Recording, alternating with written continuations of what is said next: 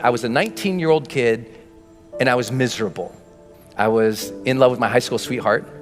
We were that couple that was really annoying. So we went to school together. We signed up for classes together. We shared a U-Haul on the way to school together. We lived in the same dorm together. We walked to class. We walked to breakfast in the morning and walked to class together. I mean, we were just joined at the hip and we were completely crazy infatuated in love.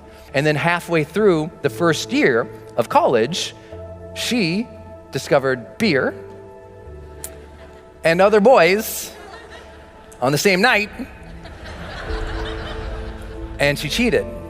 I completely fell apart. I stopped going to class. I barely ate anything, certainly nothing healthy. I stopped studying. I just stopped caring about the world. Literally couldn't get out of bed. And I never thought about it until years later. Reading changed my life because I was still reading. It was one thing that's brought me through everything. And I happened to pick up the school newspaper and I opened it up and there was this full-page ad. It was this perfect white sandy beach, turquoise water, big green palm tree. And across the top of the ad it said, "Escape." Students needed for summertime jobs in the Dominican Republic. So I escaped. I went down there, and one night, my friend Kevin and I, we hopped into a car after dropping off a client. So we're going down this road, 85 miles an hour in this car, and the windows were open and that air was coming in. That amazing humid, if you've been in the Caribbean, that just gorgeous, amazing humid air is coming in. And then we came upon a corner. We take that corner 85 miles an hour, and that corner became the turning point that put my feet on this stage for you today. Kevin grabs the wheel, he goes, "Hold on!" And I brace. And the car starts sliding sideways. And that weird slow motion thing happens. Kevin's gripping the wheel, trying to make the corner, and all of a sudden, smack. When I came to, I looked over, and Kevin is screaming at the top of his lungs, "Get out of the car, Brendan, get out of the car!" And I look over, and a whole big chunk of his head is open. So I pull myself out of the windshield of this car, and he's screaming over here, and I stand up eventually on the hood of the car, and I look, and I notice all this blood on me, and I remember just looking down in that slow motion.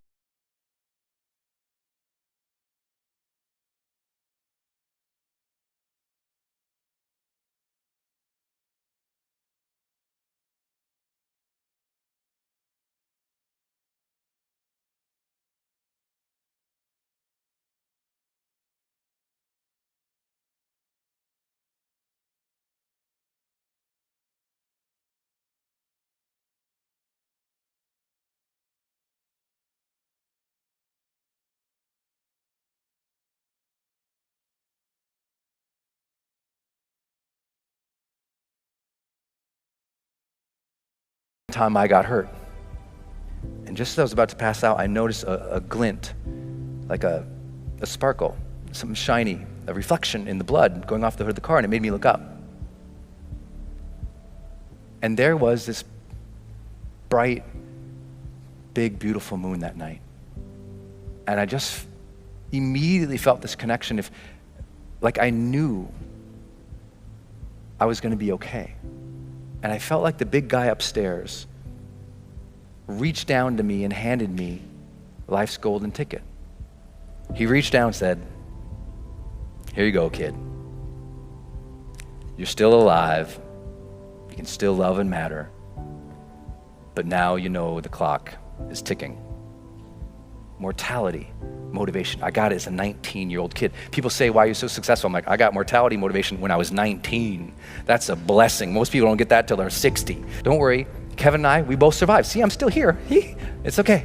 I made it. But the one thing that I took away from that entire thing was that moment and those questions, because I remembered them and I thought about them as I was healing. I was like, what was that about? Why did I feel so unhappy with that moment? Because I thought, in the last moments of life, there must be this transcendence, and I was not happy.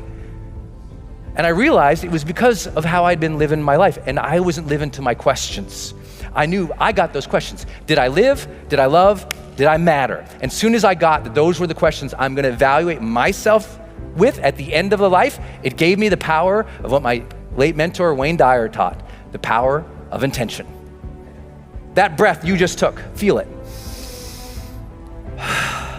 What a blessing that is, you got that life. What a blessing is you got that breath. That means you still got something inside. You got to work for it. You got to contribute for it. You got to give for it. You got to lead for it. You got to love for it, because you still have something not just in you, you're still here for a reason. And now you just got to earn that blessing.